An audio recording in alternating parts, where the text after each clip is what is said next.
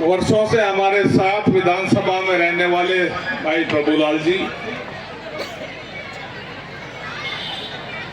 यहाँ के जिलाध्यक्ष मिठूलाल जी, यहाँ के प्रभारी लांबा जी। अब मिठूलाल जी तो ज्यादा पावर लेकर आए पूरा क्लस्टर का। प्रभुलाल जी, आपको ओनियारा और अंता के जो अंतर है उससे अधिक अंतर चित्तौड़ में आप देख लेना, ये मैं आपको विश्वास दिलाता हूं।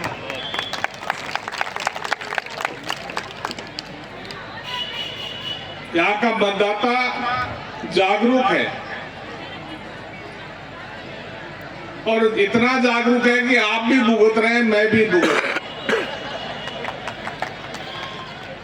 लेकिन इस बार ये विधानसभा का नहीं,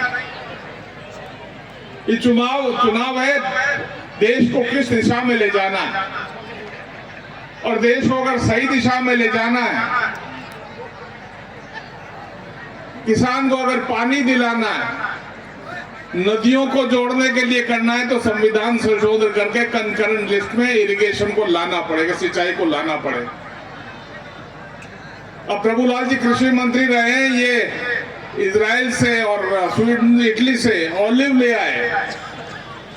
अपन अभी तक बबूल को ही लिए खड़े रहेंगे तो पार नहीं पड़ेगी।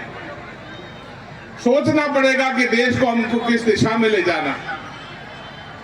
आपको जानकारी के लिए बताता हूं कि 2011 के सेंसस में बाड़मेर में अल्पसंख्यकों की जो आबादी बढ़ी है वो 47%, जैसलमेर में 45%। इस असंतुलन को संतुलित करने के लिए कुछ और कानूनों के संशोधन करने, कॉमन सिविल कोड यहां पर लागू करना है और नेशनल सिटीजनशिप रजिस्टर के लाभ सब पूरे भारतवासियों को देना है, प्रदेशवासियों को देना है। तो नरेंद्र मोदी जैसे आदमी को प्रधानमंत्री वापस बनाना पड़ेगा। आज हालत क्या है?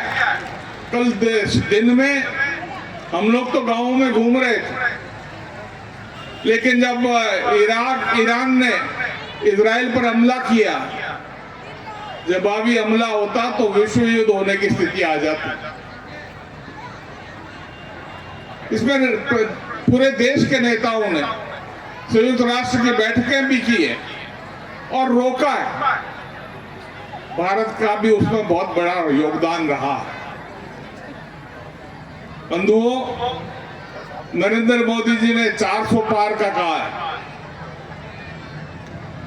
400 पार तो होगा ही, उससे संख्या कितनी अधिक होती है वो यहाँ के नागरिकों के, अगर यहाँ की वीर भूमि को देखें तो निश्चित तौर पर लगता है कि माताओं बहनों ने बीड़ा उठा लिया है। कि यहाँ पर रिजर्वेशन की बात जब वो चलती थी कि माताओं बहनों के लिए रिजर्वेशन हो, तो पंचायतों में और नगर पालिकाओं में अनुसूचित जाति, जनजाति और महिलाओं को आरक्षण देने का काम पहले अगर किया है तो भैरव सिंह शेखावत ने किया है। और पूरे देश में महिलाओं को आरक्षण देने की बात किसी ने कही है तो नरेंद्र मोदी जी ने कही है। ये सामान्य बात नहीं है। और इस आधार पर कहता हूं कि टेम्परेचर तो बढ़ेगा, 5-7 दिनों में 3-4 डिग्री और बढ़ जाएगा, लेकिन ये चुनावी माहौल का टेम्परेचर नीचा नहीं होना चाहिए, इसको भी बढ़ाना है।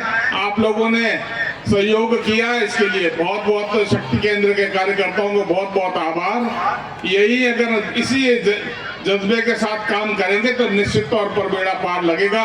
बहुत बहुत धन्यवाद।